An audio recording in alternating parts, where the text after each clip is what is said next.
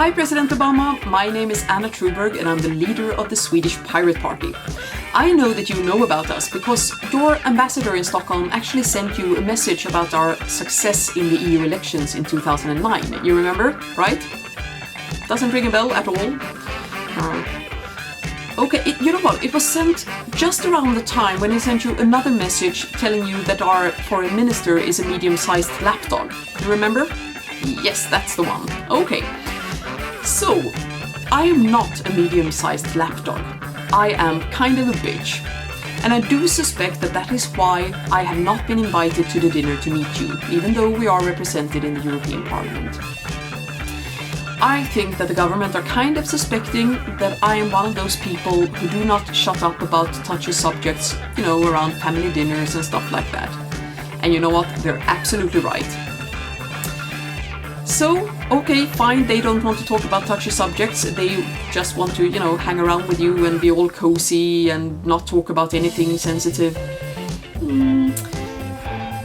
I don't like that. No, certain things need to be said. So, speaking about touchy subjects, what is this about the NSA tapping into our email accounts, our Facebook accounts? Really? Really? It's not very nice. You know what, it's actually very rude. You don't do that. You don't read other people's diaries and open their letters and stuff. It just sucks. It's just really bad manners, you know? How would you feel if someone did that to you? It's a trust thing. Let's put it this way. What if you found out that Michelle had been reading your emails just to make sure that you did not pull a Bill Clinton with an intern in the Oval Office? How would that make you feel? I bet it would make you feel violated. I bet it would make you feel not trusted. I think it would actually make you feel kind of sad that your wife didn't trust you enough. You're a decent guy, why wouldn't you trust you? You see my point? That is how we feel when you let the NSA tap into our private communication.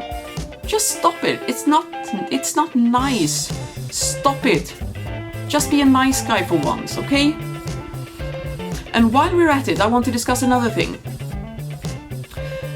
I bet that your mother told you that it's really good to tell the truth. That you will always be rewarded for telling the truth, right? So, you have the fate of two real American heroes in your hands. Two real American heroes that told the truth. At great risk for their personal lives, for their whole being, they told the truth. Are you going to reward them or are you not? At this time, you have Chelsea Manning in jail. You have Edward Snowden in Russia. Isn't it time that you man up and reward them for telling the truth? I think you should. And you know what, while we're at it, there's another thing, and this is a little bit awkward because it involves their Norwegians. You know, Sweden and Norway have a long history, there are, you know, we really like them. But there is this thing. You know, Alfred Nobel trusted them to hand out the Nobel Peace Prize to people.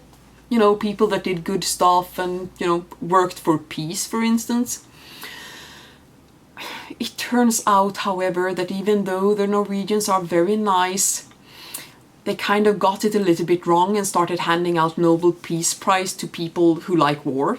You know, people who wage war all the time and then they are nice for a little bit and then get a Nobel Prize and then they continue with their wars.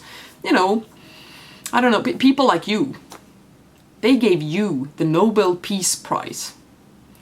And you know what, I think when you pack your bags to go to Sweden, you know, you fold up your socks and underwear and everything, I think you should tuck the Nobel Peace Prize in there as well.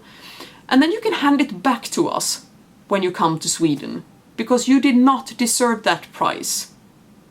If you think about the things I said before, the tapping and the, you know, rewarding your real American heroes, then maybe you can have it back. But quite frankly, at the moment you do not deserve it. So hand back our Nobel Prize, okay? Thank you.